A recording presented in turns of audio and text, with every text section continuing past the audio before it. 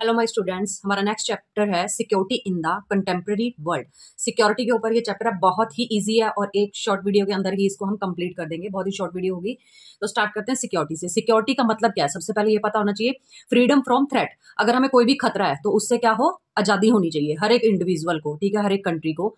Freedom from threat, ठीक है। और ये जो फ्रीडम फ्रॉम थ्रेट है, ठीक है, हमें थ्रेट से खतरा होता है कि अब ये नहीं कि अगर कोई छोटी सी बात है उससे भी बहुत बड़ा खतरा है, ठीक है। छोटा खतरा हो या बड़ा खतरा हो, ठीक है, इसके अंदर डिफरेंस होना चाहिए। क्या बता रहे हैं यहाँ पे, कहते हैं कि जब हमारी कोर वैल्यू हर्ट होती है ना, हमारी कोर वैल्यूज को हर्ट हो, हार्म हो, ठीक है, तब उसको क्या माना जाता है, थ्रेट माना जाता है। यूं नहीं है कि हम छोटी छोटी बातों को उठा के थ्रेट मान लेंगे, ठीक है। तो यहाँ पे जब हमारी कोर वैल्यूज हर्ट हुई है, कोर वैल्यू के अंदर क्या क्या आएगा, जैसे आपकी इंडिपेंडेंस को हर्ट हो रहा है, आपकी सॉवरेनिटी को हर्ट हो रहा है, आपकी फ्रीडम को हर्ट हो रहा है। ये सिर्फ आपको ही नहीं, आपकी कंट्री को भी हो सकता है, आपके स्टेट को भी हो सकता है, ठीक है। तो इस तरीके से जब हमारी कोर वैल्यू हर्ट होती हैं तो उसको हम क्या मानते हैं, थ्रेट मानते हैं, ठीक है। और सिक्योरिटी का मतलब क्या है, फ्रीडम फ्रॉम थ्रेट। अब यहाँ पे सिक्योरिटी के अंदर जो है आपको बताया गया, एक तो ट्रेडिशनल है और दूसरा क्या है, नॉन ट्रेडिशनल है। इसके दो टाइप है सिक्योरिटी के, ठीक है। एक तो ट्रेडिशनल, दूसरी नॉन ट्रेडिशनल। ट्रेडिशनल के आगे फिर दो पार्ट बने हुए, एक्सटर्नल और इंटरनल, ठीक है। एक्सटर्नल में क्या आ जाएगा, जैसे मिलिट्री है, अलायंस बिल्डिंग है, बैलेंस ऑफ पावर है, गवर्नमेंट की चॉइस है। देन इंटरनल में आपको क्या आ जाएगा, सेपरेशन मूवमेंट, जैसे स्टेट के अंदर, कंट्री के अंदर सेपरेशन मूवमेंट चलती है, सिविल वॉर, कंट्री के अंदर ही लोग लड़ते रहते हैं, ठीक है। तो इस तरीके से ये आ जाएगा आपका। नॉन ट्रेडिशनल में आएगा आपको ह्यूमन सिक्योरिटी और दूसरा है ग्लोबल सिक्योरिटी। ये जस्ट हमने एक मतलब डायग्राम के थ्रू देख लिया कि इस चैप्टर के अंदर क्या है।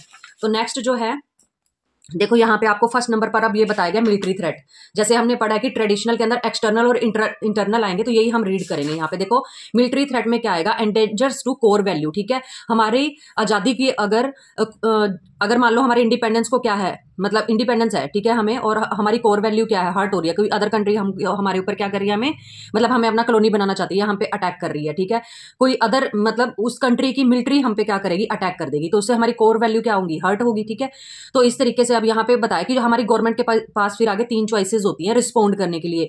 एक तो है टू सरेंडर, फिर दूसरी है टू प्रिवेंट और तीसरी है टू डिफेंड, ठीक है। ये आप देख लेना, 3 बेसिक ऑप्शन होते हैं गवर्नमेंट के पास अगर कोई दूसरी कंट्री की जो मिलिट्री है, दूसरी कंट्री हमारी कंट्री पर अटैक कर देगी।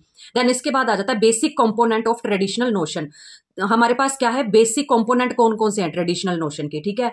जब अगर हमें किसी दूसरी कंट्री से खतरा है तो हमारे पास 4 कंपोनेंट है। सबसे पहला है डिटरेंस। डिटरेंस का मतलब यहाँ पे क्या है कि अपना लेवल इतना अप कर लो, ठीक है, कि सामने वाली कंट्री, जैसे सपोज कि हम लोग न्यूक्लियर बना लें, और इससे क्या है, जैसे पाकिस्तान है तो उसको पता चल जाएगा कि इंडिया के पास क्या है, न्यूक्लियर पावर है, तो पाकिस्तान भी क्या है, मतलब मिलिट्री अटैक नहीं करेगा, वो डरेगा, ठीक है, कि हमने भी अपने आप का जो लेवल है वो पाकिस्तान के बराबर कर लिया, ठीक है। तो इस तरीके से क्या है डिटरेंस, कि उनको सामने वाली कंट्री को क्या है, हमारी पावर का अंदाजा हो पहले से ही। देन उसके बाद है डिफेंस। डिफेंस क्या है, ये लिमिट करने के लिए या फिर एंडिंग करने के लिए हम डिफेंस करेंगे, ठीक है। तीसरा है balance of power. Balance of power में आ जाएगा कि हर एक चीज में हम बैलेंस करने की कोशिश करेंगे, सोशल भी, कल्चरल लेवल पर भी, पॉलिटिकल लेवल पर भी, हर लेवल के ऊपर क्या होगा, बैलेंस किया जाएगा पावर का, ताकि हम किसी दूसरी कंट्री से हमको नीचा ना समझा जाए। फिर है अलायंस बिल्डिंग। अलायंस बिल्डिंग के अंदर आपको ये आ जाएगा कि हम हमारी कंट्री जो है, मतलब कोई भी एक कंट्री अकेले नहीं रह सकती, उसको अलायंस करके रहना पड़ता है पूरा। जैसे कि आपको पता है जो यूएसए था, ठीक है, और जो यूएसएसआर था आपका, अब यहाँ पे क्या है, इन्होंने क्या, अगर इनके ग्रुप का मेंबर बना तो नेटो को साइन करना पड़ता था, अगर यूएसएसआर के साथ जाना है तो वॉर्सो पैक्ट को साइन करना पड़ता था। एक तरह से अब कोई भी कंट्री इसको मतलब अडॉप्ट करती है नेटो को, तो वो क्या है, पूरा ग्रुप उसके साथ शामिल हो जाएगा। तो इस तरीके से क्या हमको अलायंस बना के रहना पड़ता है, ठीक है। हर एक कंट्री अलायंस बना के रहती है ताकि कोई अदर कंट्री उसके ऊपर जो है अटैक ना कर दे। तो ये आगे आपके 4 कंपोनेंट, ठीक है, कौन कौन से, डेटरेंस, डिफेंस और बैलेंस ऑफ पावर, फिर है अलायंस बिल्डिंग, ठीक है। और गवर्नमेंट के पास कितनी चॉइसेस है, 3 चॉइसेस हैं, सरेंडर करने की, प्रिवेंट की और डिफेंड की। ध्यान में रखना, ये ऑप्शन है आपके और ये बेसिक कंपोनेंट है। देन उसके बाद आ जाता है आपको इंटरनल ट्रेडिशन नोशन। इंटरनल के अंदर क्या आता है, इनसाइड द कंट्री। कंट्री के अंदर भी काफी बार क्या है, लड़ाइयां वगैरह चलती रहती हैं, ठीक है, बट ये ज्यादा इंपॉर्टेंट, मतलब कि अब यहाँ पे क्या है, ये जो आपका पॉइंट है ना, ये अगर वर्ल्ड लेवल के ऊपर देखा जाए तो मतलब कोई ज्यादा इंपॉर्टेंस नहीं रखता है, ठीक है। तो देखो यहाँ पे क्या, क्योंकि पहले के टाइम में जो है इतना ज्यादा थ्रेट नहीं हुआ करता था, ठीक है। जैसे कि यहाँ पे आपको ये पढ़ने के बाद ही क्लियर होगा, इससे पहले क्लियर नहीं होगा। जैसे कि सेकंड वर्ल्ड वॉर हुई है, ठीक है, तो इंटरनल जो सिक्योरिटी है वो सिक्योर थी। जो यूएस है और यूएसएसआर है, इनके अंदर जितनी भी कंट्रीज इनकी मेंबर थी, ठीक है, तो वो क्या है, सिक्योर रहती थी, तो इतना कोई मतलब की प्रॉब्लम नहीं आ रही थी मतलब थ्रेट की। देन उसके बाद है आपको internal security not much highlighted. जो इंटरनल सिक्योरिटी है ना, वो ज्यादा हाईलाइटेड नहीं होती थी। आपको पता है बाहर से उनकी कोल्ड वॉर चल रही थी, बाद में उससे पहले भी वो लड़े हैं, तो वो एक्सटर्नल था, इंटरनली वहां पे कोई प्रॉब्लम नहीं थी अंदर, ठीक है। तो यही चीज इन्होंने बताई है कि जो इंटरनल सिक्योरिटी है वो ज्यादा हाईलाइटेड नहीं थी। दो ब्लॉक बने हुए थे, यूएसए और यूएसएसआर, और फिर बाद में क्या है, उनके अंदर कोल्ड वॉर भी चलती रही है। फिर आपको बताया European countries no threat inside the border. कह रहे हैं कि जो यूरोपियन कंट्रीज थी, अब जैसे आपको पता इधर चाइना था, इधर ईस्टर्न यूरोप था और इधर एशिया था, ये सारी मिलके ही क्या बना रही थी, यूएसएसआर बना रही थी ना। तो इन्होंने यही चीज कही है कि जो यूरोपियन कंट्रीज हैं उनके अंदर भी कोई खतरा नहीं था, ठीक है, वो भी आराम से अपना रह रहे थे। फिर है न्यूली इंडिपेंडेंट हैव ज्वाइन, जो न्यूली इंडिपेंडेंट हो रही थी, जैसे कि ईस्टर्न यूरोप की कंट्रीज डिसइंटीग्रेट हुआ है ये यूएसएसआर, तो क्या है कि इसमें से जो न्यू कंट्री निकली है ना, उन्होंने जाके क्या किया, या तो नेटो को साइन किया, या फिर ये वॉर्सो पैक्ट तो खत्म ही हो गया था जब यूएसएसआर टूटा है, ठीक है, तो वॉर्सो पैक्ट खत्म हो गया तो नेटो को साइन कर लिया, ठीक है, और या फिर मार्शल प्लान को जो है अडॉप्ट किया। तो इस तरीके से क्या है कि इंटरनली कभी इतनी ज्यादा प्रॉब्लम नहीं आती है, ना ही कोई ज्यादा हाईलाइटेड होता है, ठीक है, तो अंदर कोई प्रॉब्लम नहीं आती है, बट इनको बाहर से एक्सटर्नली जरूर प्रॉब्लम थी। तो ये इन्होंने बताया कि जो इंटरनल ट्रेडिशनल नोशन है ना, कि अंदर की साइड कंट्रीज के अंदर क्या क्या लड़ाइयां वगैरह चलती है, तो ये वर्ल्ड लेवल का आपको दिखाया गया, इंडिया का नहीं बताया जस्ट। देन उसके बाद आपको बताया कि अगर सिक्योरिटी चैलेंज अगर देखा जाए तो न्यूली इंडिपेंडेंट कंट्रीज को ज्यादा होती है, जैसे अफ्रीका है, ठीक है, एशिया है, ठीक है, और इनको किससे ज्यादा, मतलब कि यूरोप जो है, यूरोप के अंदर इतनी प्रॉब्लम नहीं है, जैसे कि हमने यहाँ पे पढ़ा है कि यूरोपियन कंट्रीज के इंटरनल साइड में कोई प्रॉब्लम नहीं है। यहाँ पर इन्होंने बताया कि जो मिलिट्री कन्फ्लिक्ट है, ठीक है, अब जैसे इंडिया है, ठीक है, इंडिया का क्या है, पाकिस्तान के साथ, चाइना के साथ मिलिट्री कन्फ्लिक्ट चलता ही रहता है, तो यहाँ पे क्या आ जाएगी, प्रॉब्लम आ जाएगी ये, ठीक है। देन उसके बाद है इंटरनली भी क्या है, मिलिट्री कन्फ्लिक्ट चलते ही रहते हैं, जैसे 95% जो वॉर है वो इसी के कारण ही होती हैं। देन इसके बाद आ जाता है आपको ट्रेडिशनल सिक्योरिटी एंड कॉपरेशन। अब क्या है, हमको मतलब सिक्योरिटी बना के रखनी पड़ेगी, इसके लिए कॉपरेशन करके चलना पड़ेगा। जैसे सबसे पहले आएगा आपको डिसआर्मामेंट। डिसआर्मामेंट के अंदर क्या आ जाएगा, give up certain type of weapon. कुछ एक वेपन इतने खतरनाक है कि जिनको छोड़ देना चाहिए, ठीक है, किसी भी कंट्री को नहीं बनाना चाहिए। फॉर एग्जाम्पल BWC 1972, ठीक है, CWC 1997, इसको कितनी कंट्रीज ने अडॉप्ट कर रखा है, 155 कंट्रीज ने इसको अडॉप्ट किया हुआ है। 193 कंट्रीज ने जो है इसको अडॉप्ट किया हुआ है, मतलब कि हम ये जो वेपन है नहीं बनाएंगे, ठीक है। तो इससे क्या हो जाएगा, कॉपरेशन हो जाएगा, सिक्योरिटी बनी रहेगी सबकी, ठीक है। फिर है आर्म कंट्रोल। आर्म कंट्रोल के अंदर क्या आ जाएगा आपको, कि मतलब कंट्रोल करके रखना है आपको, जितना भी आप कुछ भी वेपन्स बनाते हो उसके ऊपर कंट्रोल करने के लिए आपको कुछ ट्रीटीज को साइन करना पड़ता है। For example anti ballistic missile treaty है, ठीक है, देन उसके बाद आपको स्टार्ट है, फिर है सॉल्ट सेकंड, देन उसके बाद है NPT, ठीक है, ये सभी की सभी जो है साइन की जाती है, ताकि क्या है, मतलब आगे कोई प्रॉब्लम ना आए, ठीक है। आर्म कंट्रोल, वेपन्स को कंट्रोल करने के लिए ये ट्रीटीज साइन की जाती हैं। फिर है कॉन्फिडेंस बिल्डिंग। कॉन्फिडेंस बिल्डिंग में आपको क्या आ जाएगा कि मान लो किसी एक कंट्री के पास कोई भी न्यूज आई है, कोई इन्फॉर्मेशन आई है कि दूसरी मेरे साथ वाली कंट्री पे कोई कंट्री अटैक करने वाली है, तो वहां पे इस कंट्री का क्या फर्ज है कि इनको पहले बता दो कि अगर आपके पास कोई भी इन्फॉर्मेशन आई है कि ये आप पे अटैक करने वाले हैं, तो ये क्या है, अपनी प्रिकॉशंस वगैरह स्टार्ट कर देंगे। तो इस तरीके से क्या है, कॉन्फिडेंस आ जाएगा, कॉन्फिडेंस बिल्डिंग हो जाएगी यहाँ पे। देन इसमें हम military action plan, ideas, information, हर एक चीज क्या कर लेते हैं, शेयर कर लेते हैं। तो ये आपका आ जाएगा कॉपरेशन में। क्या क्या है, डिसआर्मामेंट है, आर्म कंट्रोल है और कॉन्फिडेंस बिल्डिंग है, ये इसमें आ जाएगा। ये आपका सारा का सारा यहाँ पे जो है, ये यहाँ पे ट्रेडिशनल नोशन जो है आपका खत्म हो जाता है। देन आपको आ जाता है non traditional notion of security. अब इसके अंदर सिर्फ दो ही चीजें हैं, बिल्कुल छोटा सा, कुछ भी चैप्टर के अंदर नहीं है, बिल्कुल इजी चैप्टर है। जैसे कि ह्यूमन सिक्योरिटी को हम ज्यादा प्रेफरेंस देते हैं, ज्यादा फोकस ह्यूमन सिक्योरिटी पे करते हैं, प्रोटेक्शन करते हैं पीपल्स की मोर देन स्टेट। कंट्री की ज्यादा नहीं हम इतनी चिंता करेंगे, हम ह्यूमन बींग की ज्यादा चिंता करते हैं इसमें, ठीक है। ह्यूमन सिक्योरिटी में किस में आएगा, ये नॉन ट्रेडिशनल के अंडर आएगा। एक ह्यूमन सिक्योरिटी, दूसरा ग्लोबल सिक्योरिटी। फिर है इसमें प्रोटेक्ट फ्रॉम फॉरेन अटैक। अगर कोई फॉरेन कंट्री कोई अटैक कर देती है तब भी हम ह्यूमन बींग को सबसे पहले सेव करेंगे। टेररिस्ट अटैक होता है तब भी हम मतलब कि इसमें क्या करेंगे, ह्यूमन बींग को सेव करते हैं। अगर इसका नैरो कॉन्सेप्ट देखा जाए तो इसका मतलब क्या है, वायलेंट थ्रेट टू इंडिविजुअल, ठीक है, किसी भी इंडिविजुअल को जो वायलेंट थ्रेट आता है उसके ऊपर फोकस करना है। अगर हम इसका ब्रॉड कॉन्सेप्ट देखते हैं तो इसके अंदर सारी चीजें इंक्लूड हो जाती है, जैसे ह्यूमन बींग जो है हंगर से भी इन्फ्लुएंस होता है, डिजीज से भी, ठीक है, नेचुरल डिजास्टर आ जाते हैं, इन सभी से ह्यूमन बींग को हार्म होता है, उसकी कोर वैल्यू हर्ट होती है, ठीक है। तो इस तरीके से क्या बताया गया आपको, इसका ब्रॉड कॉन्सेप्ट बताया गया ह्यूमन सिक्योरिटी का। फिर उसके बाद है आपको ग्लोबल सिक्योरिटी। ग्लोबल सिक्योरिटी के अंदर क्या बताया गया, इसमें आपको किस किस चीज से खतरा होगा, जैसे ग्लोबल वार्मिंग है, टेररिज्म है, एपिडेमिक्स आ जाती हैं, ठीक है। इसके ऊपर किसी कंट्री का कंट्रोल नहीं होता है, क्योंकि ये नेचुरल, इसमें बताया गया कि जो नेचुरल डिजास्टर वगैरह हैं, ठीक है। इंटरनेशनल कॉपरेशन की जरूरत होती है, एक कंट्री को दूसरी कंट्री से कॉपरेट करना पड़ता है, ये एक कंट्री इसको काबू में नहीं कर सकती। फॉर एग्जाम्पल यहाँ पे बताया कि अगर ग्लोबल वार्मिंग ऐसे बढ़ती रही तो जो सी लेवल है अगर 1.5 से 2.0 मीटर जो है बताया गया, अगर ये बढ़ता है इसका लेवल, तो बांग्लादेश जो है ना 20% जो है ना पानी के अंदर चला जाएगा, और जो मालदीव्स है वो क्या है, वो टोटली खत्म ही हो जाएगा अगर ग्लोबल वार्मिंग ऐसे ही बढ़ती रही तो। ठीक है, तो ये 2 पॉइंट किस चीज के हैं, नॉन ट्रेडिशनल नोशन के हैं, ह्यूमन सिक्योरिटी और दूसरा ग्लोबल सिक्योरिटी। फिर इसके बाद जो इंपॉर्टेंट क्वेश्चन आ जाता है आपको, न्यू सोर्स ऑफ थ्रेट कौन कौन से हैं। ठीक है, बिल्कुल ईजी है। देखो इसमें क्या है, सिविलियन टारगेट्स, सबसे पहले आपको आ जाएगा टेररिज्म। ठीक है, नंबर 1 आप डाल के लिखना इसमें टेररिज्म। टेररिज्म में आपको क्या आ जाएगा, इसमें जो आम लोग होते हैं ना उनको टारगेट किया जाता है, उनको मारा जाता है, उनके ऊपर अटैक किया जाता है। क्यों? क्योंकि जो गवर्नमेंट कोई भी पॉलिसी वगैरह बना रही होती है ना उसके अगेंस्ट होते हैं जो टेररिस्ट होते हैं, वो क्या है, गवर्नमेंट से खुश नहीं है। ठीक है, उनके अगेंस्ट है गवर्नमेंट के, तो इसलिए आम जनता को शिकार बनाते हैं अपना। ठीक है, ताकि गवर्नमेंट तक उनकी आवाज जो है वो पहुंचे इनडायरेक्ट वे से। फिर क्या है, want to change political context, ये आपको बताई दिया कि वो पॉलिटिकली कुछ ना कुछ चेंज चाहते हैं। जैसे 9/11 वाला अटैक है अमेरिका के ऊपर। ठीक है, ये डिटेल में हम पिछले चैप्टर में कर चुके हैं। और 26/11 वाला जो है पुलवामा अटैक है। ठीक है, तो ये इसके एग्जाम्पल्स आ जाएंगे। फिर उसके बाद आ जाएगा ह्यूमन राइट्स। ह्यूमन राइट्स में आपको क्या है, मतलब कि इसमें 3 टाइप्स बताए गए हैं। ये आपकी दूसरी मतलब कि क्या आ जाएगी, एक तरह से थ्रेट आ जाएगा कि ह्यूमन राइट्स को भी थ्रेट है। 3 टाइप के। पॉलिटिकल राइट्स जब नहीं मिलेंगे तो ह्यूमन बीइंग को तो थ्रेट ही है। जब उसको बोलने नहीं दिया जाएगा, कोई स्पीच नहीं देने दी जाएगी, घूमने फिरने नहीं दिया जाएगा, तो उसको प्रॉब्लम आएगी। फिर है इकोनॉमिक और सोशल राइट्स, अगर उसको नहीं दिए जाएंगे तब भी उसको प्रॉब्लम है, उसकी कोर वैल्यू हर्ट होंगी। फिर तीसरा है राइट टू कलोनाइज्ड पीपल, अगर कोई एक कंट्री दूसरी कंट्री को कॉलोनी बनाती है। ठीक है, या कोई एथनिक ग्रुप वाले या कोई एक स्पेशल से मतलब कि मिनोरिटी के अंदर लोग हैं, बहुत ही कम संख्या में है और उनका कल्चर एक ही है, तो उनको भी क्या है, हमको प्रोटेक्ट करना पड़ेगा। ठीक है, तो ये भी एक तरह से उनको भी क्या है, प्रॉब्लम है, उनकी कोर वैल्यू हर्ट होंगी क्योंकि वो ऑलरेडी मिनोरिटी के अंदर है। कोई ट्राइबल कम्युनिटी लगा सकते हो आप इसके अंदर एग्जांपल के लिए। इसमें एग्जांपल भी दे रखे, जैसे रवांडा जिनोसाइड है। अब रवांडा जिनोसाइड ये एक ट्राइबल कम्युनिटी है। ठीक है, जिनोसाइड का मतलब क्या होता है, एक पूरी कल्चर के लोगों को खत्म कर देना, जिनोसाइड। ठीक है, मार देना उनको।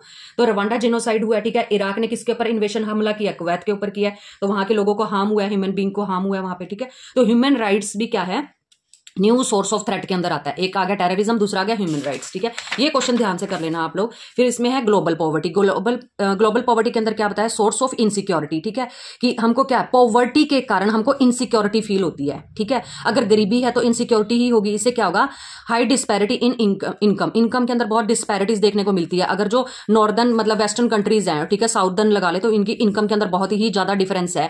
तो मतलब कि वेस्टर्न कंट्री बहुत रिच है। ठीक है, और जो साउथ की साइड जो कंट्रीज हैं वो क्या है, पुअर है। तो इस तरीके से क्या है, इनके कारण बहुत सारे मतलब डिस्पैरिटीज, इक्वालिटी नहीं है, ये चीजें देखने के लिए मिलती हैं। ठीक है, और क्या बताया, हाफ पॉपुलेशन कह रहे हैं कि जो हाफ पॉपुलेशन है ना पूरे वर्ल्ड की, वो इन 6 कंट्रीज के अंदर रहती है, इंडिया, चाइना, पाक, नाइजीरिया, बांग्लादेश और इंडोनेशिया। इनके अंदर ज्यादा पॉपुलेशन है, तो यहाँ पे प्रॉब्लम भी ज्यादा है, पॉवर्टी भी ज्यादा है। ठीक है, पॉपुलेशन ज्यादा है, पॉवर्टी भी ज्यादा है, तो क्या है, जिससे इनको इनसिक्योरिटी बनी रहती है, क्योंकि रिसोर्सेज खत्म होते जा रहे हैं, कोई ना कोई प्रॉब्लम तो इनको आएगी ही आएगी। देन उसके बाद आ जाता है आपको मोस्ट आर्म्ड कन्फ्लिक्ट। अब इसके अंदर आपको क्या बताया गया, कह रहे हैं कि ये इसी के अंदर आपको टॉपिक आ जाएगा कि जो मोस्टली कन्फ्लिक्ट जो देखने को मिलते हैं ना, वो पॉवर्टी के कारण ही जो है जनरेट होते हैं। जहां पे ज्यादा गरीबी होती है ना, तो वहीं के लोग जो हथियार ज्यादा उठाते हैं। ठीक है, वर्ल्ड्स पुअर कंट्रीज क्या होंगी, गरीब कंट्रीज होंगी, जिसके अंदर भी आर्म्ड कन्फ्लिक्ट चलेगा, जैसे कि सब सहारा अफ्रीका का एग्जाम्पल इन्होंने एनसीईआरटी में दिया हुआ है।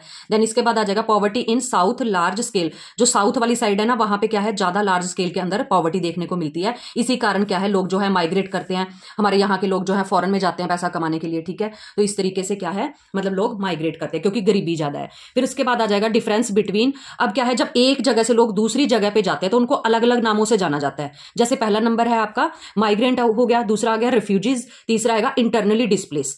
अब ये 3 टाइप की मतलब की माइग्रेशन होती है, मतलब एक जगह से लोग दूसरी जगह पे जाते हैं। जैसे क्या है, जो अपनी इच्छा से वॉलंटरी लीव कर रहे हैं अपने नेटिव प्लेस को, अपने जन्म स्थान को अपनी मर्जी से छोड़ते हैं, तो इसका मतलब क्या है, वो माइग्रेट कर रहे हैं। हम उसको नाम देंगे कि ये माइग्रेट होकर आए हैं। दूसरा है रिफ्यूजीज। रिफ्यूजीज किसको कहेंगे, वो लोग जो किसी लड़ाई या युद्ध लगने के कारण किसी दूसरी कंट्री के अंदर मूव कर जाते हैं, नेचुरल डिजास्टर से परेशान होकर दूसरी जगह मूव कर जाते हैं। ऑपरेशन, कोई एक कंट्री उनको जो है, या कोई एक कल्चर के लोग उनके कल्चर को दबा के रख रहे हैं, उनको सप्रेस करके रख रहे हैं। ठीक है, जिसकी वजह से उनको प्रॉब्लम आती है, वो जगह वो छोड़ देते हैं।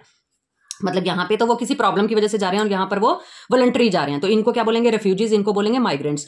तीसरा आएगा इंटरनली डिस्प्लेसमेंट। जैसे कि एक कंट्री है, ठीक है, यहाँ पे कश्मीर है, तो क्या है, कश्मीर के जो पंडित हैं वो वहां पे उनको परेशान किया जा रहा था, तो ठीक है, वो अपने इनसाइड, वो अपनी कंट्री की बाउंड्री के अंदर ही रहे हैं, बट कहीं और जाके बस गए। ठीक है, क्योंकि यहाँ पे इनके साथ प्रॉब्लम हो रही थी, तो इसको बोलते हैं internally displacement, flee from their home और state but remained inside the country. तो इस तरीके से 3 टाइप की माइग्रेशन हो जाएगी आपको। कश्मीरी पंडित का जो है एग्जाम्पल आपको दिया हुआ है, ऑलरेडी मैंने बता दिया है, 1990 की बात है ये। देन उसके बाद आ जाता है आपको हेल्थ एपिडेमिक। हमने कितनी ये कर लिए देखो, 1 2, उसके बाद ये 3, ये न्यू आपकी प्रॉब्लम्स है, ठीक है, हम ये न्यू सोर्स ऑफ थ्रेट पढ़ रहे हैं, तीसरा ये हो गया आपका। देन उसके बाद आपको चौथा आ जाएगा हेल्थ एपिडेमिक्स, ठीक है। अब इसमें क्या है, ये लास्ट है, हेल्थ एपिडेमिक के अंदर आपको आ जाएगा जैसे न्यू टाइप की डिजीज चली हुई है, जैसे कोविड आया है, कोविड-19 आया है, ठीक है, इबोला आया है, मलेरिया, ये तो पहले की बीमारी है, ठीक है। एनिमल एपिडेमिक्स, इसमें आ जाएगा आपको, एक तो आ जाएगा मैड काउ, ठीक है, मैड काउ, और दूसरा आ जाएगा इसमें आपको बर्ड फ्लू का आप एग्जांपल डाल सकते हो इसके अंदर, कि एनिमल्स को भी बहुत सारी प्रॉब्लम्स होती हैं, तो ये भी एक न्यू टाइप की चैलेंज है जो हम फेस कर रहे हैं, इसके लिए भी हमें सिक्योरिटी चाहिए। देन उसके बाद आपको आ जाता है इसमें जो देखो, हर एक कंट्री का, हर एक बंदे का डिफरेंट टाइप का पर्सपेक्टिव है सिक्योरिटी का, किसी के लिए सिक्योरिटी कुछ है और किसी के लिए सिक्योरिटी कुछ है। फॉर एग्जांपल जैसे मालदीव्स है, उसको ये डर है कि ग्लोबल वार्मिंग ऐसे बढ़ती रही तो हमारा मालदीव्स जो है वो पानी के अंदर चला जाएगा, बिल्कुल, ठीक है। अब इनके लिए क्या है, ग्लोबल वार्मिंग एक तरह से क्या है, थ्रेट है। दूसरा है टुस्टी जो ट्राइब है, जैसे रवांडा ट्राइब है, ठीक है, इसको रवांडा को ही टुस्टी ट्राइब बोला जाता है। इनको किससे खतरा था, इनको हुत्तू ट्राइब है उनसे खतरा है, ठीक है। तो इनका जो थ्रेट है वो कुछ और है, ठीक है, आप समझ सकते हो, बहुत ही ईजी है कि किसी को किसी से खतरा है तो किसी को किसी से खतरा है। देन उसके बाद है कॉपरेशन सिक्योरिटी। कॉपरेशन सिक्योरिटी के अंदर क्या आ जाएगा, हमको कॉपरेट करके चलना चाहिए, क्योंकि सिक्योरिटी सभी के लिए अहम है, सभी के लिए जरूरी है। सबसे पहले क्या, हमको स्ट्रेटजी बनानी चाहिए, ठीक है, कि सिक्योरिटी कैसे रखनी है, उसके लिए स्ट्रेटजी बनाओ। कॉपरेशन में भी बायलेटरल, कहते हैं कि ये जो कॉपरेशन होता है ना, ये बायलेटरल भी हो सकता है, 2 कंट्रीज के बीच में भी हो सकता है, रीजनल भी, एरिया वाइज भी 2 एरियाज मिलकर कोई प्रॉब्लम को सॉल्व कर सकते हैं, सिक्योर कर सकते हैं, अपने आपको स्ट्रेटजी बना सकते हैं। कॉन्टिनेंटल भी हो सकता है, एक कॉन्टिनेंट दूसरे कॉन्टिनेंट से बातचीत करके अपनी प्रॉब्लम सॉल्व करे, और ग्लोबल लेवल पर भी हम, जैसे ग्लोबल वार्मिंग का इशू है, ठीक है, तो इस तरीके से क्या है, हम कोऑपरेट कर सकते हैं। फिर उसके बाद है प्लेयर्स, जैसे कि ये सिक्योरिटी के लिए कुछ, मतलब कि जैसे यूएन है, तो यूनाइटेड नेशन ऑर्गेनाइजेशन क्या करती है, मतलब कि सारे वर्ल्ड के अंदर पीस बनाने का काम करती है, ठीक है, तो इस तरीके से यूएनओ इसके लिए काम कर रही है, एनजीओज काम कर रही हैं, वर्ल्ड हेल्थ ऑर्गेनाइजेशन इसके लिए काम कर रही है, ठीक है। ये ग्रुप है जो काम कर रहे हैं किसके लिए, सिक्योरिटी के लिए, और कोऑपरेटिव सिक्योरिटी के साथ काम कर रहे हैं ये। इसके अलावा इंडिविजुअल लेवल पर भी लोग जो है सिक्योरिटी के लिए काम करते हैं, जैसे कि क्या है, मदर टेरेसा का नेम आ जाएगा, नेल्सन मंडेला का नेम आ जाएगा। देन उसके बाद क्या है कि अगर ये सारी चीजें नहीं होती, स्ट्रेटजी नहीं बना सकते, आप बातचीत नहीं कर सकते, आप ग्रुप नहीं बना सकते, देन लास्ट ऑप्शन हमारे पास ये बचता है कि फिर फोर्स को यूज करते हैं हम, जैसे मिलिट्री फोर्स है, कोई दूसरी कंट्री अटैक कर रही है, तो लास्ट में बातचीत के थ्रू अगर बात नहीं बन रही है, मीडिएटर्स के थ्रू बात नहीं बन रही है, तब हम किसको, फोर्स को यूज करेंगे। देन इसके बाद आ जाता है the main component of Indian security, ये भी मोस्ट इंपॉर्टेंट क्वेश्चन बनता है आपका, ठीक है। इसके अंदर क्या बताया गया, अगर इंडिया को क्या है, अपने आप को सिक्योर रखना है, मतलब कि अपनी सिक्योरिटी चाहता है, तो हमको क्या करना पड़ेगा, स्ट्रेंथन करना पड़ेगा अपनी मिलिट्री कैपेबिलिटीज को, अपनी मिलिट्री की पावर को बढ़ाना पड़ेगा। जैसे कि बताया कि इंडिया और पाक की जो लड़ाई हुई है, ठीक है, 47-48, फिर 65 में, फिर 1971 में, फिर 99 में, इंडो चाइना वॉर हुई है 1962 में। तो इन सब चीजों के लिए क्या है कि हम किसी से डर के तो नहीं रह सकते ना, तो हमको क्या करना पड़ेगा, अपनी जो मिलिट्री कैपेबिलिटी है उसको बढ़ाना पड़ेगा।